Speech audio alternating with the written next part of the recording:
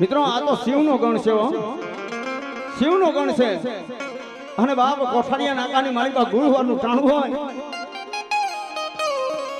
ગુરુવારનું ટાણું હોય બાપ નોબત નખારા વાગતા હોય, પણ મારા મામા કે કોઈ કણોય દીકરી આહુડા પાડે અને કણોય દીકરીના આહુડે કદાચ હું મોજીલો મામો ઊભો ન રહી જાવ તેની કોઠારિયાની સરકાર બાપુ મોજીલો મામો ન હોય,